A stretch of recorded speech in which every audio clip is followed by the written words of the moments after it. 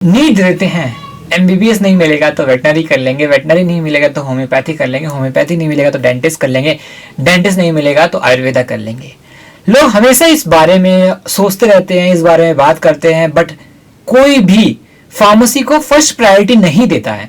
और ये सच है, क्योंकि मैंने भी कभी फार्मेसी को फर्स्ट प्रायोरिटी नहीं दिया था। एक्चुअली में क्या है ना कि मेरी पूरी लाइफ में मुझे कोई फार्मेसी का स्टूडेंट मिला नहीं था। एक्चुअली में मेरे पूरे खानदान में पीढ़ियों में किसी ने फार्मेसी नहीं करी थी। फार्मेसी करना मेरी ऑप्शन में नहीं था, मुझे नीट देना था और मैंने नीट दिया था। बट लक बाय चांस मुझे कोई टकरा गया और उन्होंने बोला फार्मेसी के कुछ तो फायदे हैं।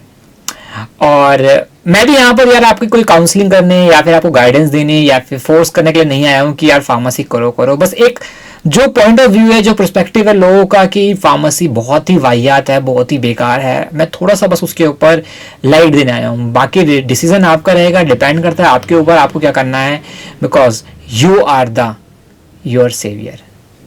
लाइफ सेवियर बोल सकते हो या फिर करियर सेवियर बोल सकते हो।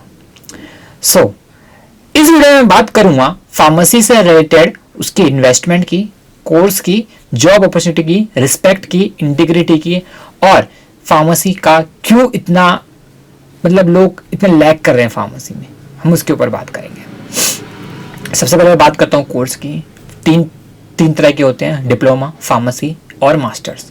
D pharm, B pharm and M pharm. D pharm diploma, ये डॉक्टरेट वाला नहीं है, ये डिप्लोमा वाला है। और डिप्लोमा जहां वर्ड आ जाता है, इसका मतलब आपने बस ओवरव्यू लिया उस सब्जेक्ट का, ज़्यादा नॉलेज नहीं ली है आपने, डीप में नहीं पढ़ा हुआ है।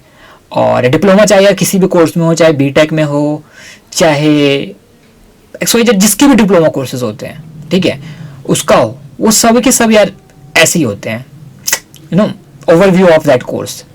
फिर आता है हमारा बैचलर। बैचलर के अंदर हम थोड़ा सा ग्रेजुएट कोर्स रहता है तो डीप में पढ़ते हैं, और मास्टर्स, उस कोर्स में हम मास्टर्स कर जाते हैं।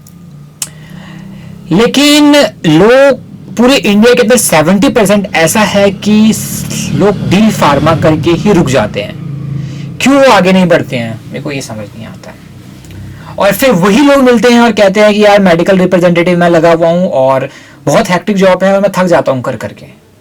वही 70% में से एक दो मिलेंगे जो कहेंगे यार फार्मेसी में जॉब नहीं है। वही 70% में से एक दो लोग मिलेंगे जो कहेंगे यार फार्मेसी कर रहा है, इसका मतलब दुकान खोलेगा। और यही लोगों के मन में डाल देते हैं। तो प्लीज यार इन लोगों से थोड़ा बच के रहिएगा। जो भी बोलते हैं फार्मेसी का स्कोप अच्छा नहीं, तो पहले उनसे पूछिएगा कि वो क्या कर रहे हैं और क्या कर रखे हैं अपने कोर्स के अंदर में, और फिलहाल वो कौन सी जॉब को परस्यू कर रहे हैं, या फिर उनकी डेजिग्नेशन क्या है, कितने साल से वो कोर्स कर रहे हैं, ये सब कुछ मैटर करता है उसमें। क्योंकि यार हर चीज का एक, अगर सीढ़ी पे जब चढ़ते हैं तो पहले नीचे से ऊपर जाते हैं, तो एक एक कदम करके ही हमें चढ़ना पड़ता है। आपने वो डायलॉग सुना होगा ना, without destructions is no construction, कि किसी भी चीज का बनने के लिए उसका टूटना ज्यादा जरूरी होता है। एक बिल्डिंग हमें बनानी है तो पहले जो एग्जिस्ट वहाँ पे झुग्गी झोपड़ी है वो तोड़नी पड़ेगी, जो हमारा पुराना घर है हमें वो तोड़ना पड़ेगा, तभी हम बिल्डिंग बना पाएंगे। यही होता है कि हमने फार्मेसी में कदम तो रख दिया है, अब उसमें जो छोटे छोटे जो स्ट्रगल वाले फेज है उसको 3-4 साल तक हमें करना पड़ेगा यार। फेज 3-4 साल बाद अगर आपने अच्छा किया होगा, ये नहीं सिर्फ डिप्लोमा करके आप कह रहे हो कि हमें बहुत अच्छा करना है, लाइक 1-2 लाख रुपए की जॉब करनी है, तो नहीं हो पाएगा। आपको बी फार्मा, मास्टर्स ये सब करना पड़ेगा और आगे कुछ टाइम तक वेट करना पड़ेगा। हाँ मैं मानता हूँ यार, इसके कंपैरिजन में अगर आप बीटेक की बात करते हैं तो उसमें 4 साल बाद आपकी जॉब लग जाएगी अच्छी खासी, 20 से 18 लाख रुपए किसी भी बैंक में, किसी भी सॉफ्टवेयर डिजाइन में, किसी भी गूगल सिक्योरिटी वगैरह में इंटरव्यू देते रहो, डाटा एनालिस्ट, साइंटिस्ट वगैरह सब कुछ बन जाओगे तुम। लेकिन वहां पे जो आपका मेंटल स्टेबल होगा वो नहीं हो पाएगा, जो आपका खुद का सेल्फ ग्रोथ होगा वो नहीं हो पाएगा। आप कंपनी के सॉफ्टवेयर, कंपनी के डाटा में, ये सब कुछ में उलझ जाओगे, खुद का ग्रोथ नहीं कर पाओगे, करियर चेंज नहीं कर पाओगे, और लूप में फंस जाओगे, वही जाना वही आना हो जाता है कई लोगों के साथ। बीटेक और बी फार्मा के इन्वेस्टमेंट की बात करूं तो यार आप इन्वेस्टमेंट दोनों में ऑलमोस्ट सेम करते हैं। बी फार्मा के अंदर डिप्लोमा वाले क्या है, अपना करके वो हट जाते हैं, लेटर एंट्री अगर उन्हें लेना है तो ठीक है, वरना दुकान खोल के बैठ जाते हैं, और otherwise MR as a marketing representative बन जाते हैं। इसका अच्छा नाम हमने एक और दे दिया है, बिजनेस डेवलपमेंट एक्जीक्यूटिव। इसके अंदर में अगर हमने बैचलर किया है, डिप्लोमा हमारा 2 लाख 1,20,000 1,60,000 में हो जाता है। बैचलर हम करते हैं तो उसमें अच्छे से अच्छा कॉलेज, ठीक ठाक सा कॉलेज 20 लाख रुपए तक ले जाता है, यानी कि 5 से 20 लाख रुपए हम 4 साल के अंदर दे रहे हैं invest, including there hostel fees, maths fees, extra charges वगैरह सब कुछ मिला करके वो 15 से 20 लाख रुपए लग जाते हैं, अगर ठीक ठाक कॉलेज और बहुत नामी कॉलेज में कर रहे हो प्राइवेट से। तो गवर्नमेंट से कर रहे हो तो एंट्रेंस क्लियर करो या फिर 12th में अच्छे मार्क्स लाओ, ये सब कुछ रहता है। इसका मतलब अच्छे मार्क्स आए हैं तो ही आपका एडमिशन होगा। इसका मतलब हर कोई जो बी फार्म एम फार्म कर रहा है वो डल स्टूडेंट नहीं होता है, उसके बी फार्म में अच्छे मार्क्स होते हैं, तभी उसने अच्छे कॉलेज से किया है बी फार्म।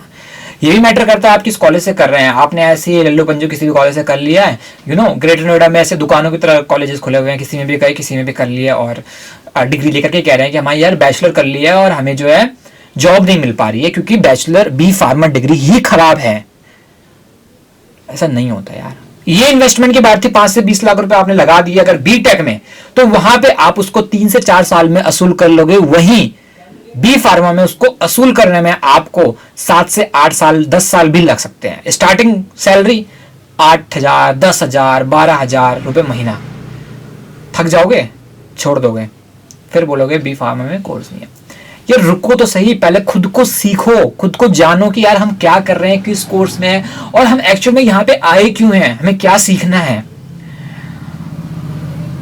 इसके बाद मैं बात करूं जॉब अपॉर्चुनिटी की। यार कुछ ऐसे मतलब 2-3 ऐसे बड़े बड़े नाम आ गए हैं कि एज अ प्रोडक्शन में चले जाओ, फॉर्मुलेशन में चले जाओ, क्यूए में चले जाओ और लास्ट में रेगुलेटरी में चले जाओ, और 2-4 जो बचे होते हैं छोटे मोटे, business development executive, product manager, production development, तो बहुत ऐसे छोटे छोटे से ना बना दिए पोस्ट।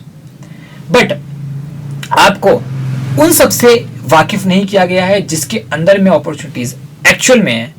मतलब इमर्जिंग टेक्नोलॉजी बोलते हैं ना उसको, इमर्जिंग, वैसी एक इमर्जिंग जॉब्स होती है। एग्जाम्पल के लिए मैंने क्लिनिकल रिसर्च एसोसिएट बताया था, CRA, और CRC क्लिनिकल रिसर्च कोऑर्डिनेटर्स हो गए। इसके साथ साथ आप QC क्वालिटी कंट्रोल में जा सकते हो, एनालिस्ट में जा सकते हो। हर कोई यार जब कंसल्टेंसी की जॉब ले लेगा, अगर आप सोच रहे हो बी फार्मा के बाद एज अ कंसल्टेंसी की जॉब लेकर के 8 लाख 7 लाख रुपए का पैकेज ले लूंगा, और 3 साल बाद आप उस कंसल्टेंसी के अंदर से जब बाहर निकलोगे ना, तो आपने क्या सीखा है, अपनी बी फार्मा को, अपनी मास्टर्स को उसके अंदर में कहां यूज किया है, वो आप खुद कंफ्यूज हो जाओगे।